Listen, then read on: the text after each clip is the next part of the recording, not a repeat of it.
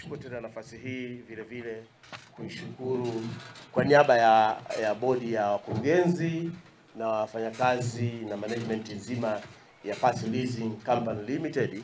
Nichukue nafasi hii sasa kwanza kabisa kuishukuru serikali yetu ya Jamhuri ya Muungano ambayo inaongozwa na Dr. Samia Suluhu Hassan, Mheshimiwa Rais kinara wetu,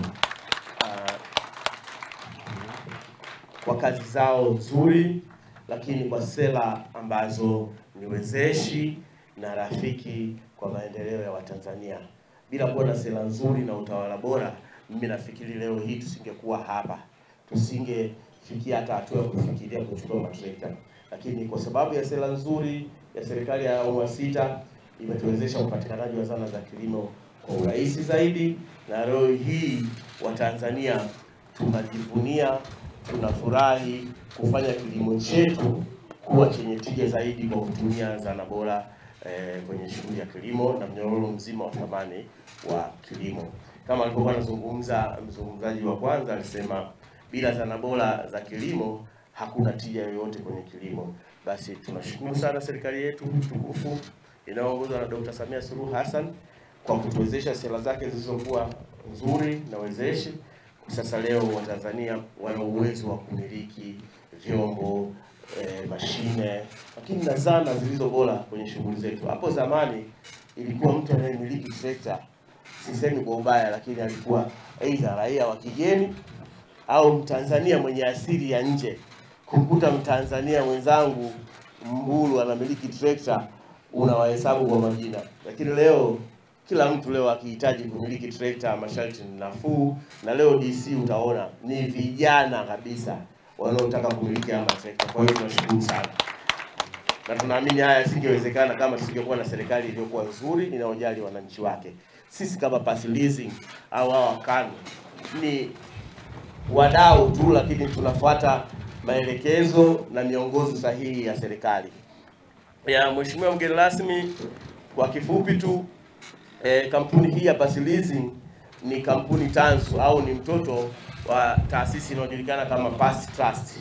Kampuni hii imeanzishwa miaka 5 iliyopita, 2021 ndipo tulipoanza rasmi shughuli zetu za uwezeshaji wadau wa sekta ya kilimo kuweza kuwezeshwa kumiliki zana bora za kilimo na mnyororo mzima wa thamani katika sekta hii ya kilimo, uvuvi na ufugaji kwa mtindo wa leasing. Sasa leasing ni neno la Kizungu, lakini kwa lugha yetu leasing maana yake ni karadha. Haina tofauti sana na mikopo ya kawaida, lakini huku sisi ni moja kwa moja tunawezesha vifaa na sio pesa. Na uzuri wa leasing haihitaji yale masharti tuliyoyazoea zamani, uwe na dhamana kama nyumba, uwe sijui na benki account. Sisi huku wewe uwe na uwezo wa kuchangia malipo ya awali, lakini uthibitisho wewe ni mkulima na una uhitaji. Hatuhitaji sisi historia ya nyuma, tunaangalia historia ya mbele. Unataka kwenda kufanya nini? Na ukija kwetu asubuhi, kesho asubuhi unamiliki chombo chako. Sote tunafahamu kuwa sekta ya kilimo ni uti wa mgongo wa uchumi wa nchi yetu. Sekta hii inatoa ajira kwa takribani 70% ya Watanzania. Inachangia kwa kiasi kikubwa kwenye usalama wa chakula, pato la taifa, na pia hutoa malighafi kwa viwanda vyetu.